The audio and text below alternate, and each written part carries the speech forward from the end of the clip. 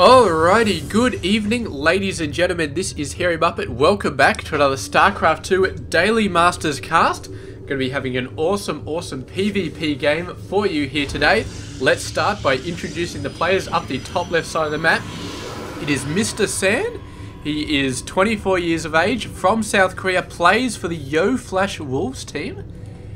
Yep, there we go, Yo Flash Wolves, and he's pretty awesome. One of the awesome Protoss players out there that we have seen from time to time, and he is facing off against another one of the awesome Protoss players we have seen from time to time. It is going to be Welmu up the top right side of the map. He is 20 years of age, from Finland, plays for the Eurosoft team, and so far not a lot is happening, and that's I could say that about more than just the game, I guess. Although we can comment on the double gas that's coming out, which does sort of lend itself to saying, yes, there probably is going to be a starport coming out, or a Stargate in Protoss terms. Another one of those buildings which I always get confused, but yeah, so I think he just moved back, checking for a pylon or something like that. I don't know. He was worried a little bit about that. But anyway, Stargate coming out, and unfortunately, one player has still not returned their replays for the Hairy Bash. So what I'm going to do is I'm going to give it another few days. If he doesn't respond, I'm just going to cast it anyway, because all I'm missing is a quarter-final match. And it's unfortunate, but I'm not going to wait forever for the replay to get back. I've got every other replay. I've got all the semi-finals, the grand finals, the third place match. So yeah, I can still cast the vast majority of the games, just miss out on the quarterfinal, because I don't want to wait for like a month to get these replays. It just doesn't make any sense. So yeah, it will be coming in the next few days. I'll start casting this weekend, regardless of whether I've got the replays or not. So yeah, it's gonna be awesome when it shows up and the mothership core is out. And there we go, there's the Stargate coming out from Mr. San. And he's got the gas now to actually get an Oracle. I think the Oracle is probably 100 gas. Let's have a look when he actually produces this, how much gas this Oracle actually costs, because I really don't know. He's producing a Phoenix, which the Phoenix definitely does cost 100 gas.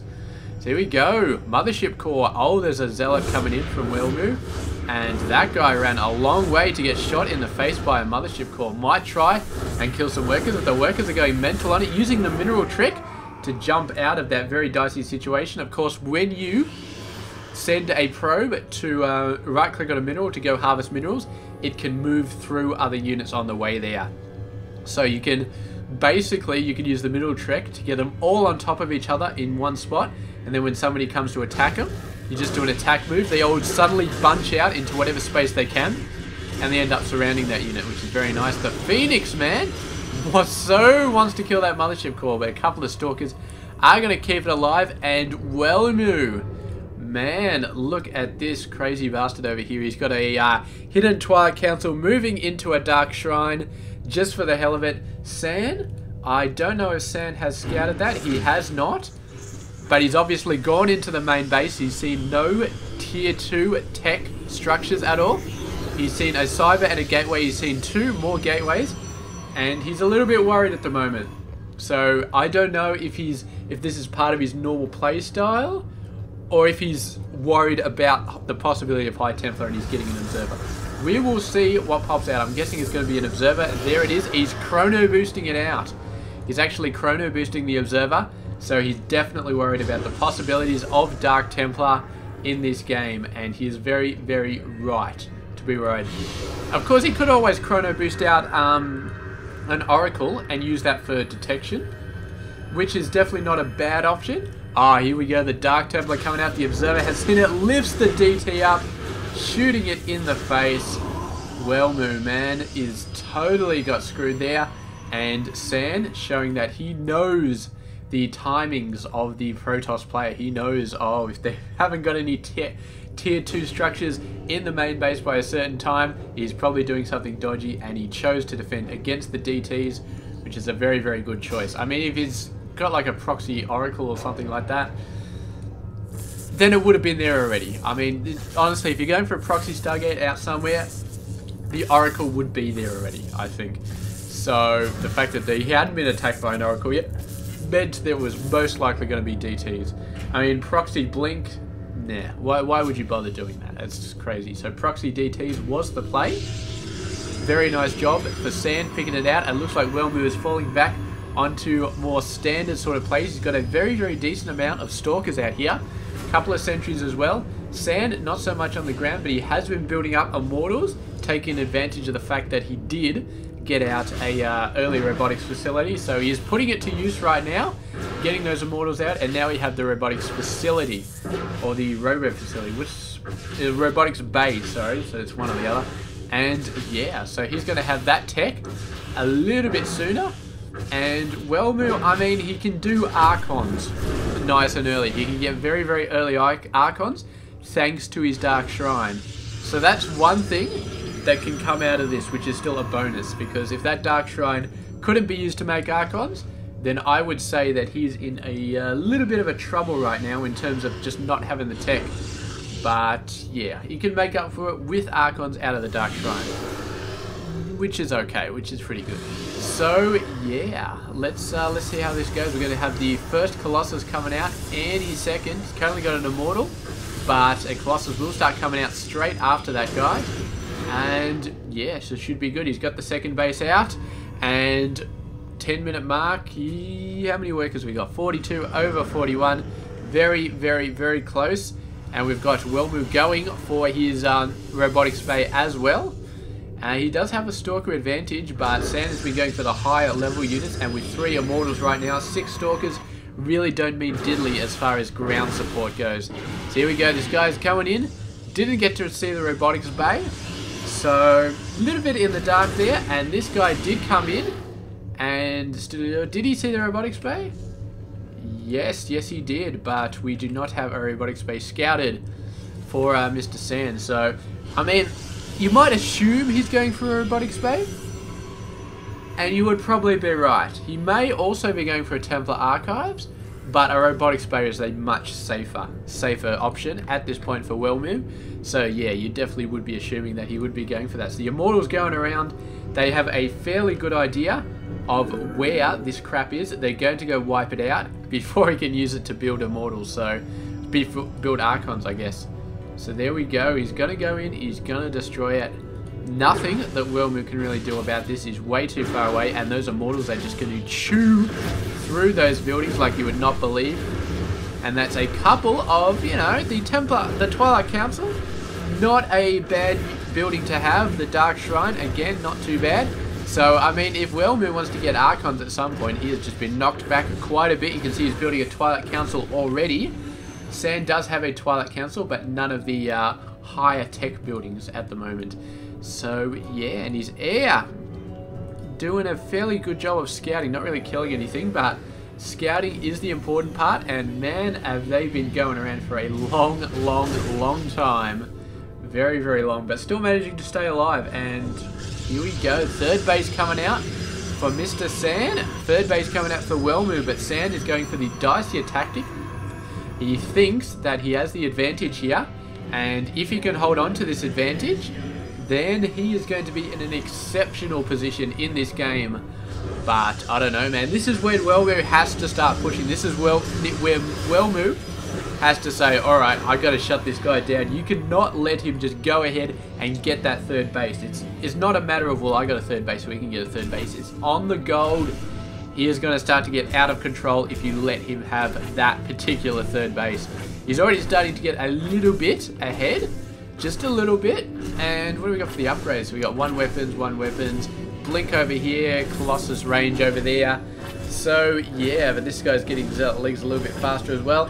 So it's pretty even. Both players doing pretty good. We do have a Twilight Archives already.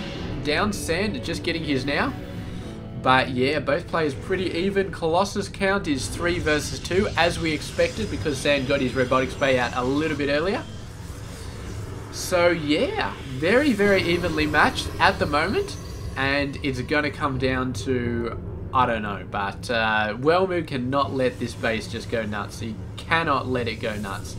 And he's maybe got a couple of Archons right now, maybe hoping to make Archons the difference maker in this game.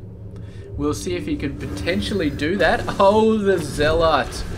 Very, very, very nicely played, San. That guy was just waiting around forever. And look at this. He's actually killed 6 workers so far.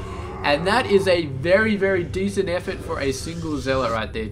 I thought he had a drop back there, but apparently not. Here we go. Here's the play right here. San heavily outweighing the Colossus numbers. Not heavily anymore, but... Oh, sending an Archon out to scout. Not sure if that was a great idea. You could have used something else, but here we go. He's got a very heavy Immortal army as well. Not super heavy, but it's fairly decent. It's 3 over 2. He's looks like San has got a very decent amount of Zealots. Welmu still with a bunch of Zealots as well. He's actually moving out for a flank attack right here, hoping to attack a third base. Doesn't see it. But here we go, flanking in, and they're going to be hitting the Colossus straight away. Reinforcing Colossus is going to be helping to take care of those Zealots. Zealots are going to be going down straight away. Meanwhile, the Zealots of San getting in there nice and close and keeping Welmu's Colossus quite entertained over there. And the Stalker's getting in. These guys are really pushing in. But San is holding on for dear life right here. He's actually sending out some work as he realizes how close it is. All of the front units have been taken away. It's just the heavy units left. And San manages to get a bunch of Zealots out to scare these guys away. But Welmu gets a bunch of Zealots of his own. And both players pretty much coming off even. I mean, San had to bring out some workers, but I don't think a lot of them really died. A few of them died, but pretty much evened up there. Nobody really coming out ahead, but since the armies are so low, and there's so little freight units out on the front, it is going to be down to the ground and see what they can do. So we've got more Zealots coming here. Welmu is down 2 Colossus, but he's got a bunch of Archons coming out there. More Archons than San has. And we'll see if that can make a difference. It looks like the 4 Colossus are still up. One almost died there. Only 16 health left. And yeah, the damage from all of those Colossus really doing a number on San's forces, on Welmu's forces, sorry, forcing them back. And finally, he did snipe one of those Colossus, but the rest of them did force him away. So Welmu falling back, building a Dark Shrine once again. I don't know why the hell he's doing this. It is way too late in the game to be doing any sneaky tactics, and this third base is so easy to defend on the ground level if you don't have this base as well. You just have to worry about this little gap. I can fit the entire area he has to defend on one screen. Oh, the Zealot sneaking in on the side though. He's going to have to take care of these guys now. And he does have a cannon. Look at these. The probe's going to surround the cannon to try and keep it alive for a little bit longer. And of course, it's one of those things where if the Zealots do attack move, they try and attack the cannon. If the probes surround the cannon, they can't get to the cannon. They'll just sort of nudge their heads against the probes and really not actually do any damage. But Welmu smart enough to actually attack the probes individually and did end up killing quite a fair amount of them. So Dark Shrine coming down. Welmu continuing to get some Colossus out. I'm sure he's considering it as well. But San is in a very, very good place at the moment. He's got worker numbers about even, but his army is looking very nice. Keeping those Colossus alive has been a very, very big thing for him. And there we go. Welmu given the GG right there. Knew he could not stand up to that many Colossus. And yeah, it's just a really, really great battle. I mean, San, that decision to get the Robotics Bay a little bit earlier, he got the Colossus a little bit earlier, the extra Colossus, and he just slowly leaned on Welmu. It's just a little advantage that built up and built up and built up and built up and eventually won him the game. I mean, when you got 4 Colossus versus an army with 3 Colossus, you get a little bit of an edge. And suddenly you're 4 Colossus versus 2 Colossus, and then you start ripping things apart. And then suddenly you're 3 Colossus versus 2 Colossus that are running for dear life, and then you've won the game. And it's just really, really crazy how little differences like that can make a difference. I mean, even Welmu, he had the advantage in Archons. It didn't make a difference though. I mean, it was close, but San kept the Colossus advantage, and that's really what helped him out in this game. So great job there. He also got level 3 upgrades a little bit quicker, but I don't think that helped. Maybe it did help, but I don't know if it really tipped the balance of that previous battle. So anyway, great job there by San. Great victory. And I hope you enjoyed this game, because I definitely did. So that's what it's all about. You guys enjoying the game, not me, but you guys. And yeah, I hope you enjoyed the game. I said that already. So let's move on, and I will catch you guys tomorrow. It's been Hairy Muppet, and I hope you enjoyed the game.